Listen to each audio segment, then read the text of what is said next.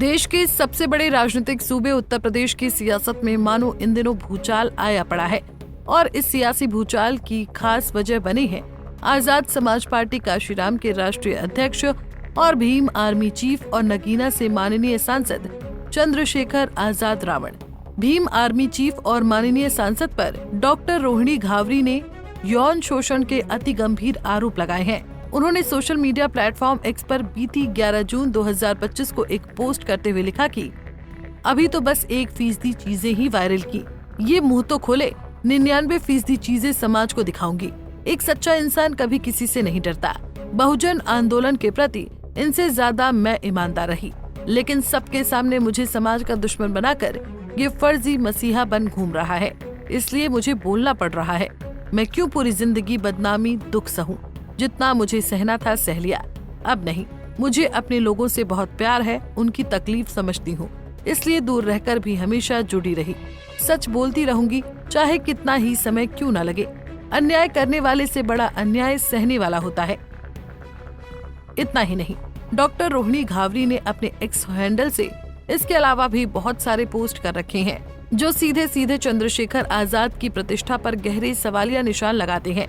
अब लोग इन पोस्टों को खूब जमकर वायरल भी कर रहे हैं। माना जाता है कि ये बातें पहले भी उठी थी, लेकिन दब गई।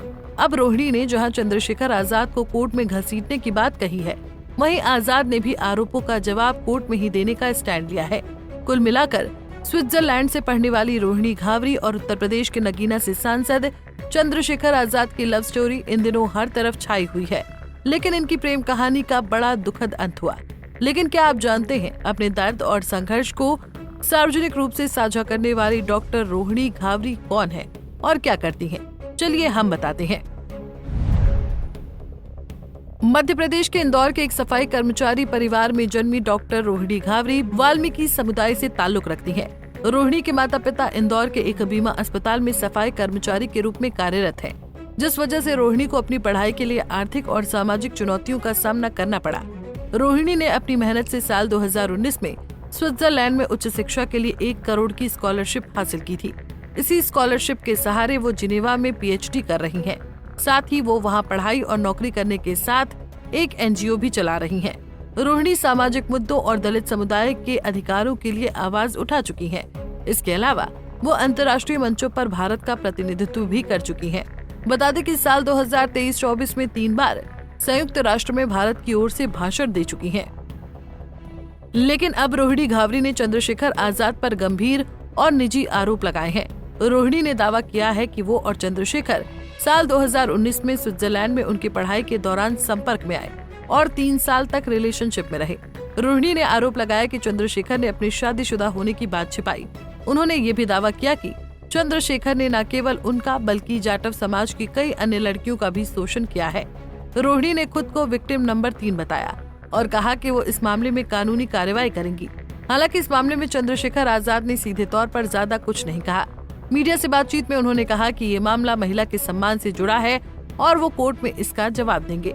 उन्होंने अपने संस्कारों का हवाला देते हुए कहा कि वो महिला सम्मान के प्रति सजग हैं।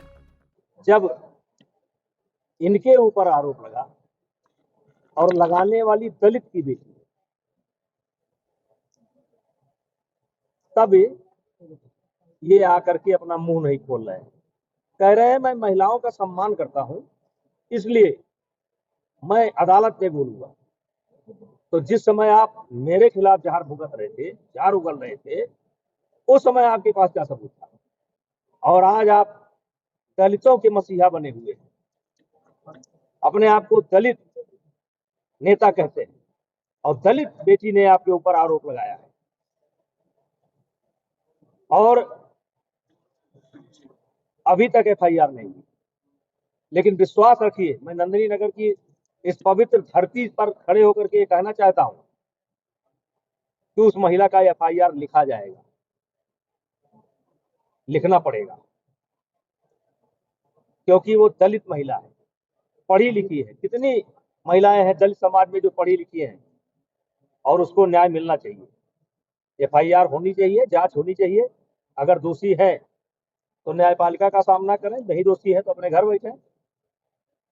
लेकिन हम पुरजोर मांग करते हैं कि इस पर भी लोगों को आगे बढ़ करके आना चाहिए।